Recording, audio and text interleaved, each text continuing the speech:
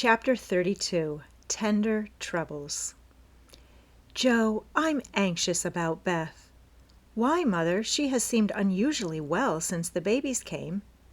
It's not her health that troubles me now. It's her spirits. I'm sure there is something on her mind, and I want you to discover what it is. What makes you think so, Mother? She sits alone a good deal and doesn't talk to her father as much as she used. I found her crying over the babies the other day. When she sings, the songs are always sad ones, and now and then I see a look in her face that I don't understand. This isn't like Beth, and it worries me. Have you asked her about it? I have tried once or twice, but she either evaded my questions or looked so distressed that I stopped. I never force my children's confidence, and I seldom have to wait for it long. Mrs. March glanced at Joe as she spoke, but the face opposite seemed quite unconscious of any secret disquietude but Beth's, and after sewing thoughtfully for a minute, Joe said, I think she is growing up, and so begins to dream dreams, and have hopes and fears, and fidgets without knowing why or being able to explain them. Why, Mother, Beth's 18, but we don't realize it and treat her like a child, forgetting she's a woman. So she is. Dear heart, how fast you do grow up, returned her mother with a sigh and a smile. Can't be helped, Marmee, so you must resign yourself to all sorts of worries and let your birds hop out of the nest one by one. I promise never to hop very far, if that is any comfort to you. It is a great comfort, Joe. I always feel strong when you are at home, now Meg is gone. Beth is too feeble, and Amy too young to depend upon, but when the tug comes, you are always ready. Why, you know, I don't mind hard jobs much, and there must always be one scrub in a family. Amy is splendid in fine works, and I'm not, but I feel in my element when all the carpets are to be taken up, or half the family falls sick at once. Amy is distinguishing herself abroad, but if anything is amiss at home, I'm your man. I leave Beth to your hands then, for she will open her tender little heart to her Joe sooner than to anyone else. Be very kind, and don't let her think anyone watches or talks about her. If she only would get quite strong and cheerful again, I shouldn't have a wish in the world. Happy woman, I've got heaps. My dear, what are they? I'll settle Bethy's troubles, and then I'll tell you mine. They are not very wearing, so they'll keep. And Joe stitched away with a wise nod which set her mother's heart at rest about her, for the present at least. While apparently absorbed in her own affairs, Joe watched Beth, and after many conflicting conjectures, finally settled upon one which seemed to explain the change in her. A slight incident gave Joe the clue to the mystery, she thought, and lively fancy, loving heart did the rest. She was affecting to write busily one Saturday afternoon when she and Beth were alone together, yet as she scribbled she kept her eye on her sister, who seemed unusually quiet. Sitting at the window, Beth's work often dropped into her lap, and she leaned her head upon her hand in a dejected attitude, while her eyes rested on the dull autumnal landscape. Suddenly someone passed below, whistling like an operatic blackbird, and a voice called out, All serene, coming in tonight. Beth started, leaned forward, smiled, and nodded, watched the passer-by till his quick tramp died away, then said softly, as if to herself, How strong and well and happy that dear boy looks. Said Joe, still intent upon her sister's face, for the bright color faded as quickly as it came. The smile vanished, and presently a tear lay shining on the window ledge.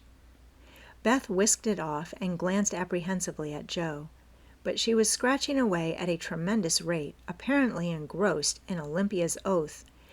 The instant Beth turned, Joe began her watch again, saw Beth's hand go quietly to her eyes more than once, and in her half-averted face read a tender sorrow that made her own eyes fill. Fearing to betray herself, she slipped away, murmuring something about needing more paper. "Mercy on me! Beth loves Laurie," she said, sitting down in her own room, pale with the shock of the discovery which she believed she had just made. "I never dreamt of such a thing. What will mother say? I wonder if he—" There Joe stopped and turned scarlet with a sudden thought. "If he shouldn't love back again, how dreadful it would be. He must. I'll make him." And she shook her head threateningly at the picture of the mischievous-looking boy laughing at her from the wall.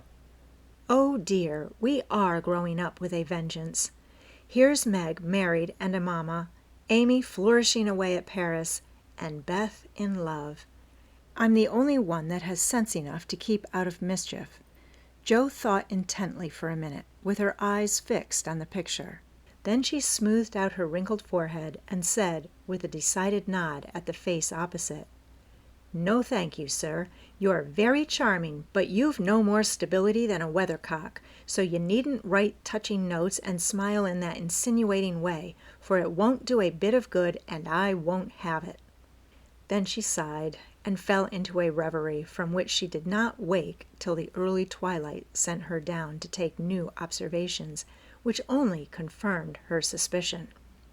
Though Laurie flirted with Amy and joked with Joe, his manner to Beth had always been peculiarly kind and gentle, but so was everybody's. Therefore, no one thought of imagining that he cared more for her than for the others.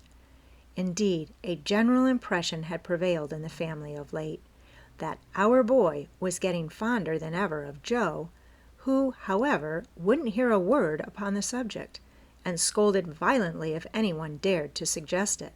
If they had known the various tender passages of the past year, or rather attempts at tender passages which had been nipped in the bud, they would have had the immense satisfaction of saying, "I told you so," but Joe hated philandering and wouldn't allow it, always having a joke or a smile ready at the least sign of impending danger. When Laurie first went to college, he fell in love about once a month, but these small flames were as brief as ardent, did no damage, and much amused Joe, who took great interest in the alternations of hope, despair, and resignation which were confided to her in their weekly conferences. But there came a time when Laurie ceased to worship at many shrines, hinted darkly at one all-absorbing passion, and indulged occasionally in Byronic fits of gloom. Then he avoided the tender subject altogether, wrote philosophical notes to Joe, turned studious, and gave out that he was going to dig, intending to graduate in a blaze of glory. This suited the young lady better than twilight confidences, tender pressures of the hand, and eloquent glances of the eye. For with Joe, brain developed earlier than heart, and she preferred imaginary heroes to real ones, because, when tired of them, the former could be shut up in the tin kitchen till called for, and the latter were less manageable. Things were in this state when the grand discovery was made, and Joe watched Laurie that night as she had never done before. If she had not got the new idea into her head, she would have seen nothing unusual in the fact that Beth was very quiet and Laurie very kind to her. But having given the rein to her lively fancy, it galloped away with her at a great pace, and common sense, being rather weakened by a long course of romance writing, did not come to the rescue. As usual, Beth lay on the sofa, and Laurie sat in a low chair close by, amusing her with all sorts of gossip, for she depended on her weekly spin, and he never disappointed her.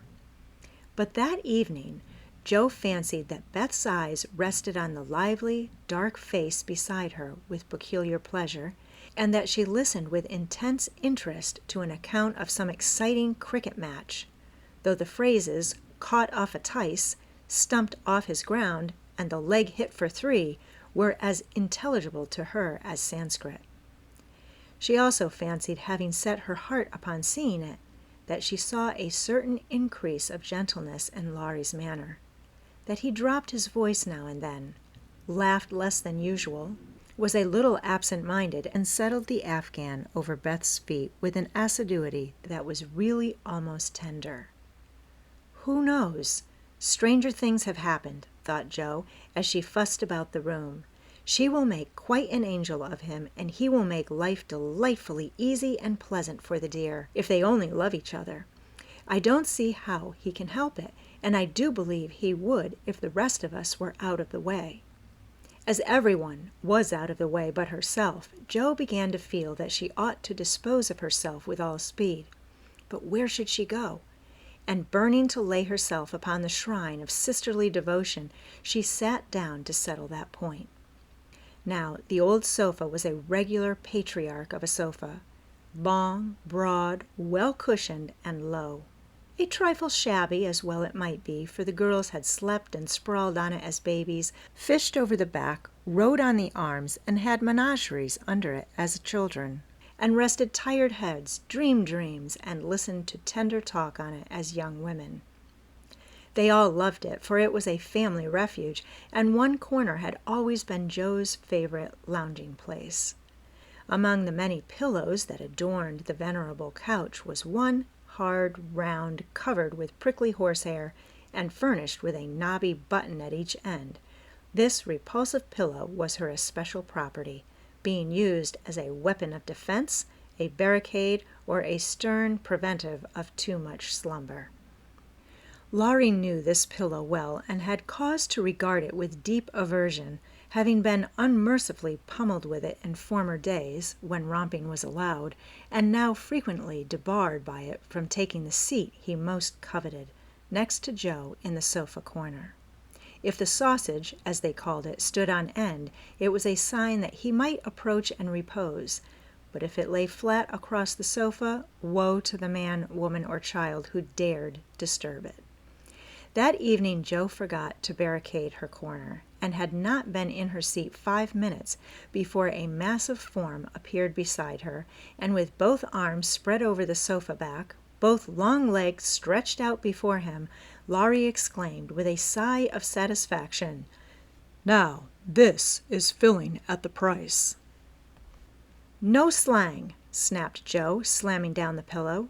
But it was too late. There was no room for it, and, coasting onto the floor, it disappeared in a most mysterious manner. "Come, Jo, don't be thorny. After studying himself to a skeleton all the week, a fellow deserves petting and ought to get it."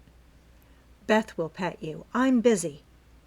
"No, she's not to be bothered with me, but you like that sort of thing, unless you've suddenly lost your taste for it. Have you? Do you hate your boy and want to fire pillows at him?" Anything more wheedlesome than that touching appeal was seldom heard, but Jo quenched her boy by turning on him with the stern query, "How many bouquets have you sent Miss Randall this week?" "Not one, upon my word. She's engaged. Now then." "I'm glad of it. That's one of your foolish extravagances. Sending flowers and things to girls for whom you don't care 2 pins," continued Jo reprovingly. "Sensible girls, for whom I do care whole papers of pins, won't let me send them flowers and things. So what can I do? My feelings must have a went." "Mother doesn't approve of flirting, even in fun, and you do flirt desperately, Teddy." "I'd give anything if I could answer, 'So do you.'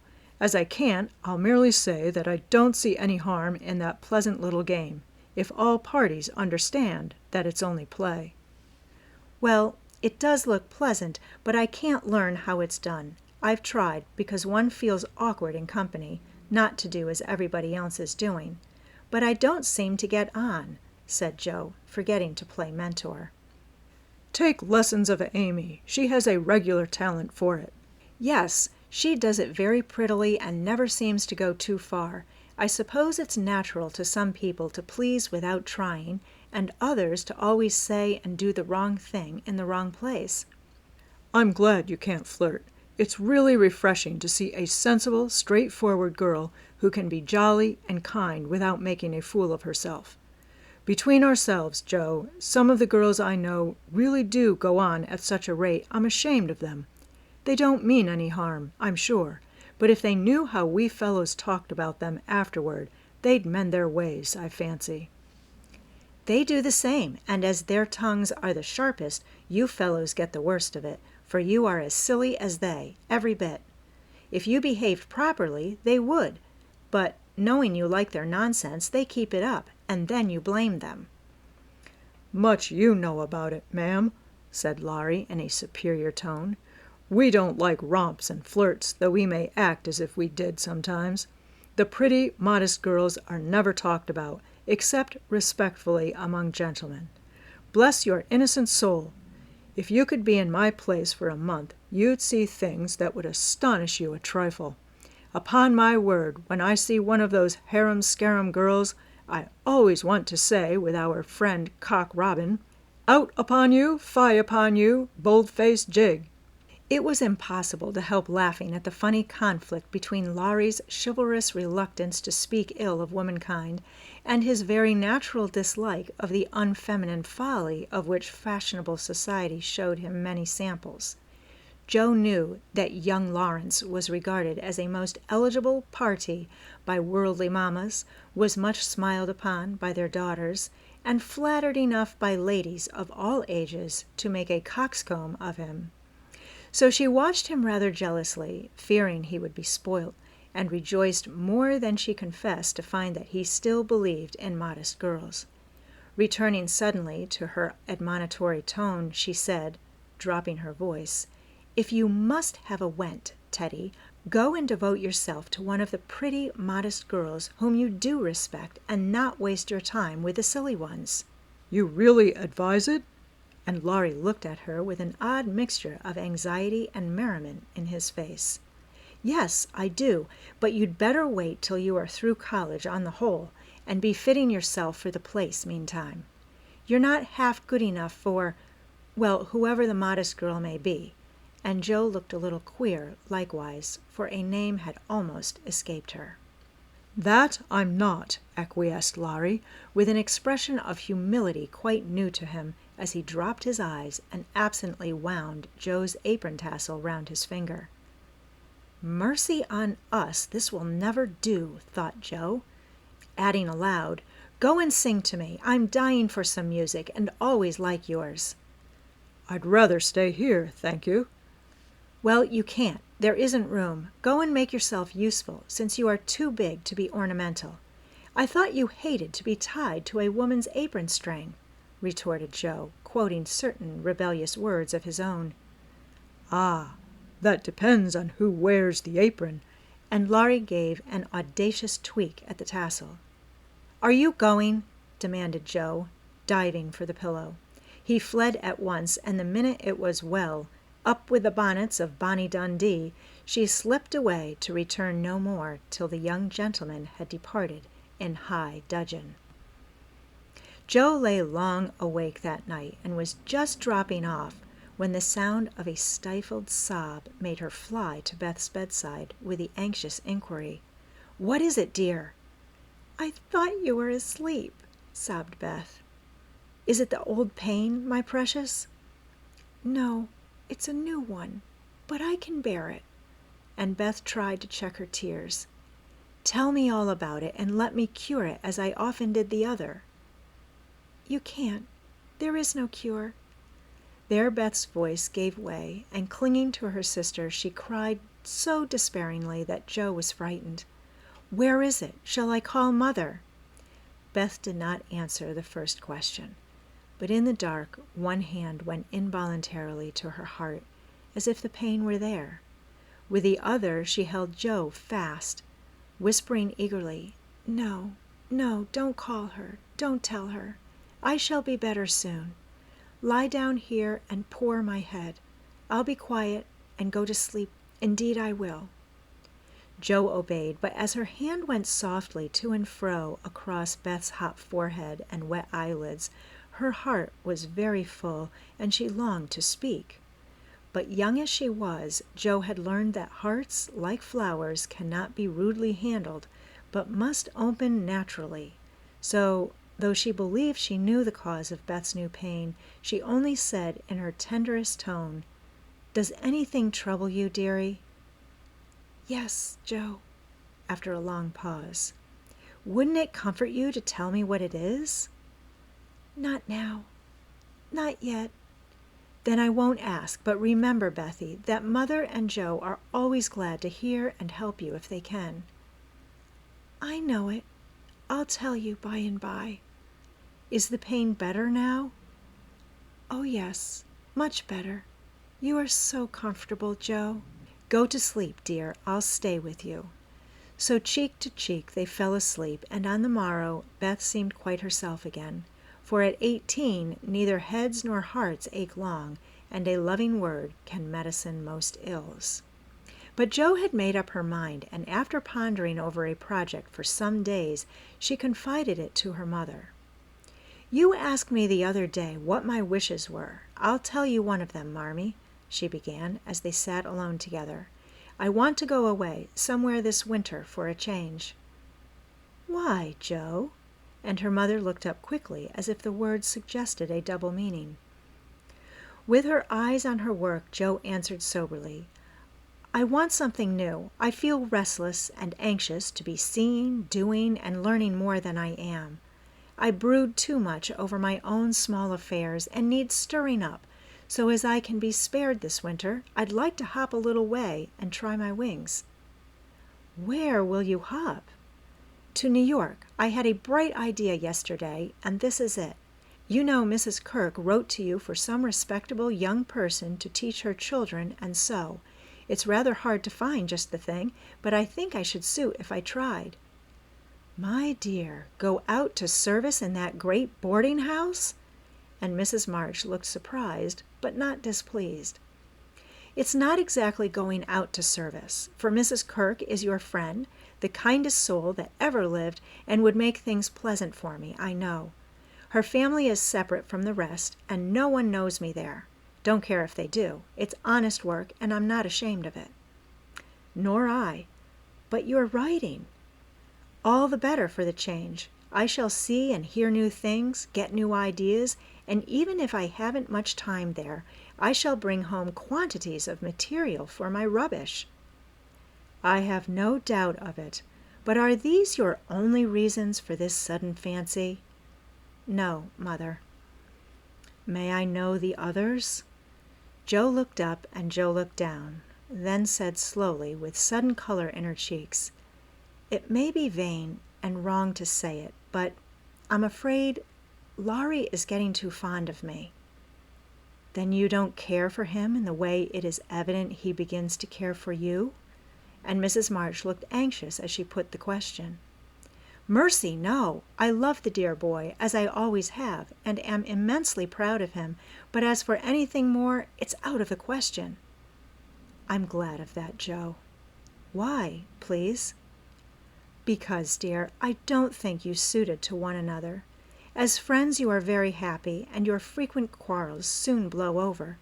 But I fear you would both rebel if you were mated for life. You are too much alike, and too fond of freedom, not to mention hot tempers and strong wills, to get on happily together, in a relation which needs infinite patience and forbearance, as well as love." "That's just the feeling I had, though I couldn't express it. I'm glad you think he is only beginning to care for me. It would trouble me sadly to make him unhappy, for I couldn't fall in love with the dear old fellow merely out of gratitude, could I?" "You are sure of his feeling for you?" The color deepened in Joe's cheeks as she answered, with a look of mingled pleasure, pride, and pain which young girls wear when speaking of first lovers.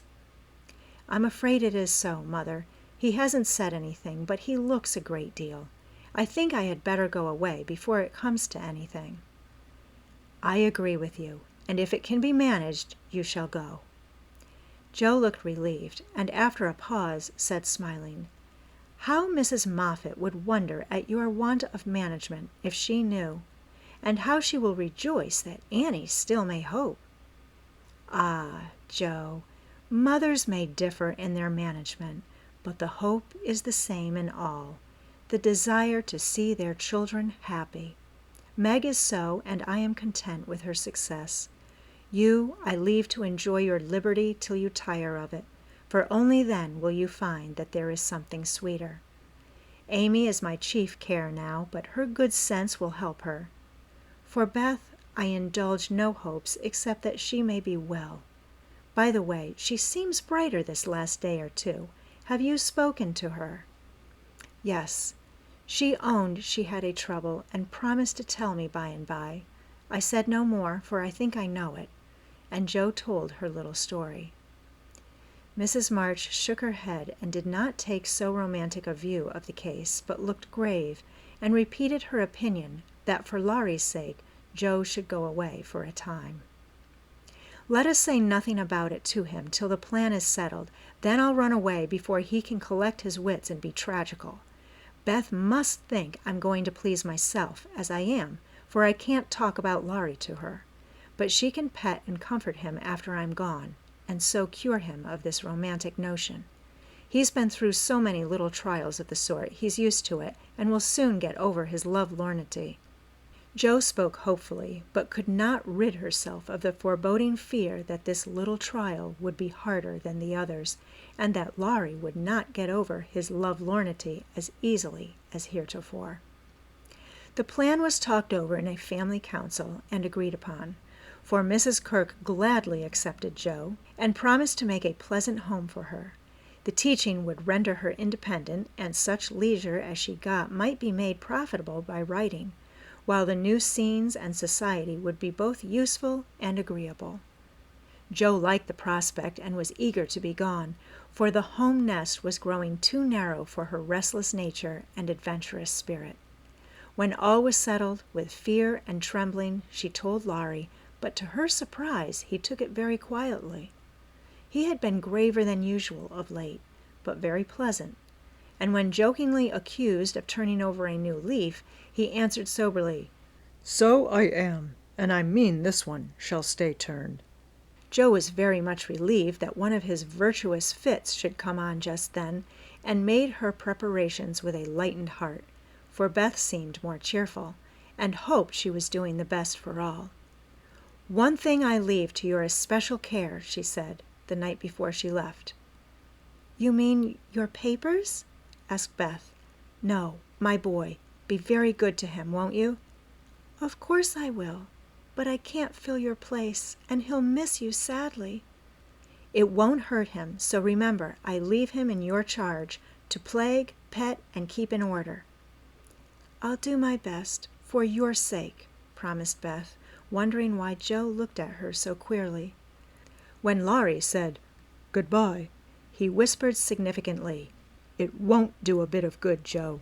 My eye is on you, so mind what you do, or I'll come and bring you home."